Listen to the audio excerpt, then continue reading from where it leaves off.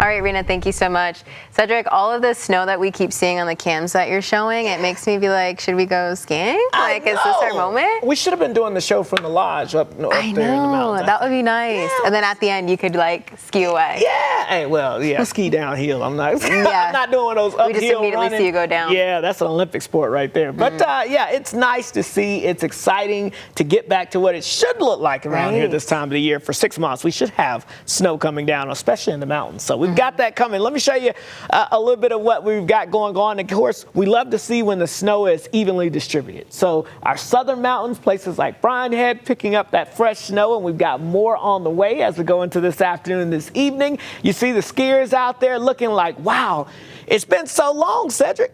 And they're excited about that to get ready to hit those slopes. And then we'll take you to the northern mountains where, again, we've got some of this fresh snow showing up here and some of our northern mountains as well. So some beautiful snow-capped mountain scenes. And we hope to add to that here over the next 12 to 24 hours as we get more waves of precipitation moving in. With that being said, we do have these winter weather alerts in effect for the northern Wasatch Mountains, the southern Wasatch Mountains, the Wasatch Plateau, the Book Cliffs, and the southern mountains here, where we're again be looking at a few more periods of moderate to heavy snow moving through, and that could lead to some travel impacts there, some winter travel impacts in some areas. Some of our northern mountains picking up a good 6-7 inches or so at least already today from this activity here. So we are looking forward to adding even more to that for those event totals, again, around that 6 to 12 inch range for most of our northern mountains.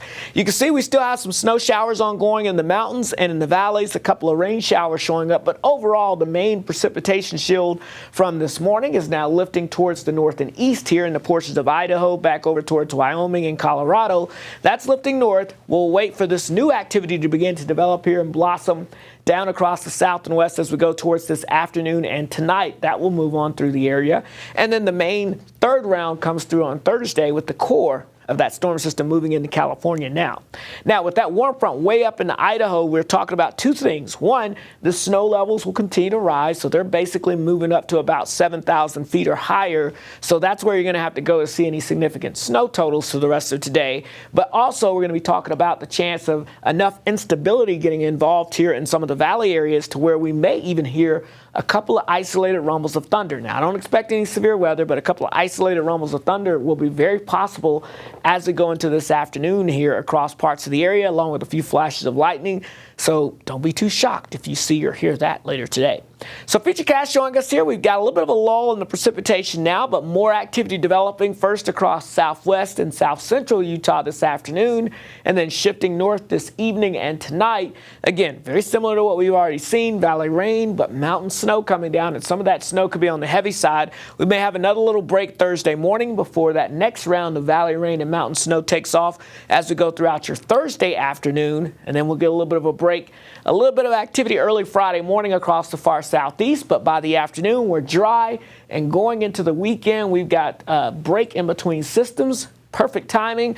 Your Valentine's Day weekend looks great across the Beehive State before we get more active weather dropping in as the storm gate is now wide open heading into next week. So as far as the rest of this storm system goes, again, event totals probably adding up to about 8 to 15 inches in the upper Cottonwoods, 6 to 12 inches for most of the northern mountains. Parts of the southern mountains, the Brian Head, the Tushers, maybe getting up to about 6 to 12 inches. The rest of the southern and central mountains, probably more like 2 to 6 inches. And then 5 to 10 inches here for us along the Wasatch Plateau, with about a quarter to a half an inch of liquid overall with this system across the valleys. But again, as we've been mentioning, heading into next week, the pattern turns colder and wetter. So look at this. The snow map for next week looks very different across the west. This is what dreams are made of, if you're a snow lover, of course, as we head into next week here. But the good news is not only are we talking about the potential of maybe a significant snow event by the middle of next week for the mountains, we could be talking about some lower elevation snow totals showing up. That's still the trend in the data, which we love to see as we get closer and closer. Again, that would be about the middle of next week. So St. George, scattered rain likely for us for the rest of this afternoon into your Thursday, drying out for the holiday weekend before more active weather begins to arrive for most of next week. The Wasatch Front will see off and on rain showers redeveloping this afternoon and tonight. More scattered showers for your Thursday. We get that break heading into your Valentine's Day weekend and get ready for a more active and colder pattern heading through most of next week. Alyssa?